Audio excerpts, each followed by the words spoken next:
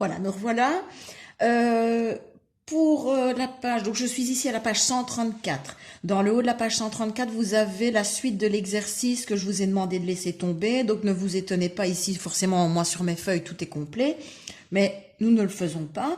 On passe à l'exercice. Vous remarquez que l'exercice, il est caché puisque forcément, il est déjà fait sur ma feuille et que j'aimerais que vous le fassiez, évidemment. Mais je reviens à ma pièce de Lego et disons que ben voilà, j'ai choisi une pièce grise de 4 points. Donc je pourrais dire que ben voilà, ma pièce, elle est représentée par l'expression. Alors certains auraient peut-être envie d'écrire 4G, bon non pas comme la vitesse de transmission. Eh bien sachez que 4G écrit comme ça, ce n'est pas correct. En calcul littéral, on devra toujours écrire nos variables en minuscules. Par contre, 4G écrit comme ceci, c'est tout à fait correct.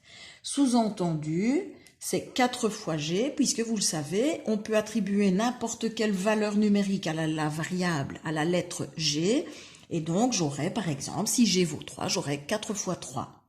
On dira que dans cette expression algébrique ou expression littérale, 4 c'est ce qu'on appelle le coefficient. Alors je vous l'écris, coefficient, et G c'est forcément, ça vous le savez, c'est la variable. Entre le coefficient et la variable, le signe fois est toujours sous-entendu.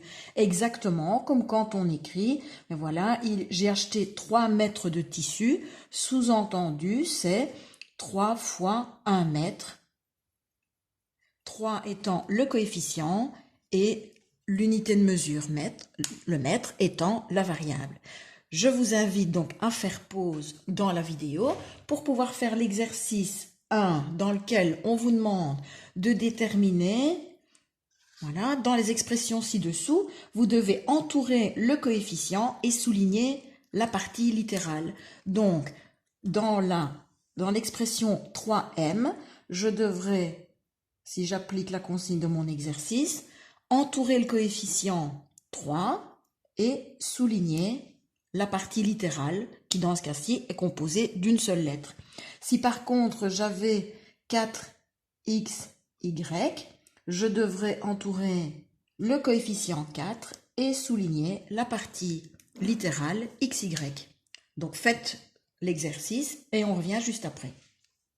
Voilà, alors l'exercice étant fait, dans l'expression 3a, je souligne A, j'entoure 3, donc 3 est le coefficient A, la partie littérale. J'entoure moins 4 et je souligne B. J'entoure 12, je souligne AB. J'entoure 2, je souligne A carré. J'entoure 3, je souligne C. J'entoure moins 8, je souligne X. J'entoure moins 7, je souligne B carré C. Attention ici. Ah, ben tiens, il n'y a rien devant le Y. Y est la variable, je souligne, ok, donc la partie littérale. Qu'est-ce qu'il y a, ben, qu'est-ce qu'on a ici comme coefficient? Ce qui est sous-entendu, c'est 1, pas 0. Si c'était 0Y, souvenez-vous, 0 étant l'absorbant, 0 fois Y me donne 0, donc il n'y aurait pas de lettre. Donc, quand il n'y a pas de coefficient, quand il n'y a pas de nombre devant une lettre, qui est toute seule, le coefficient qui est sous-entendu est toujours 1.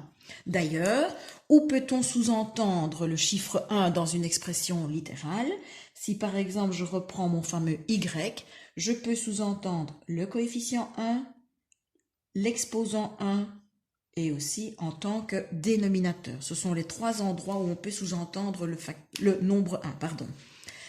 Dans l'expression suivante, j'ai 31 ST, donc 31 je l'entoure, ST est la partie littérale, moins M de nouveau, sous-entendu c'est moins 1, donc moins 1 est le coefficient et M la partie littérale.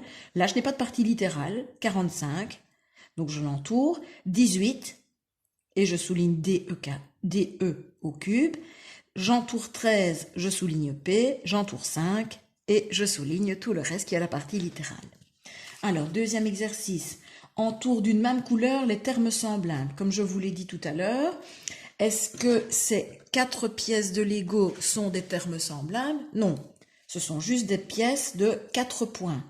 Par contre, si je viens ajouter cette pièce-là, cette pièce-là et celle-ci, les termes semblables sont mes 3 pièces blanches. Si je remplace ceci, voilà, voilà ce que je propose.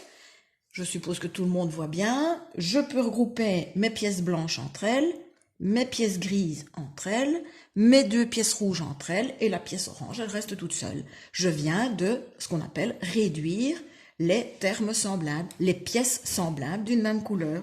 Eh bien, donc je vous invite dans l'exercice 2 à reconnaître les termes semblables et à les entourer d'une même couleur. Faites pause, vous faites l'exercice et on revient ensemble juste après. Voilà. Alors, donc ici, j'ai entouré 3A, 41A, A et moins 13A.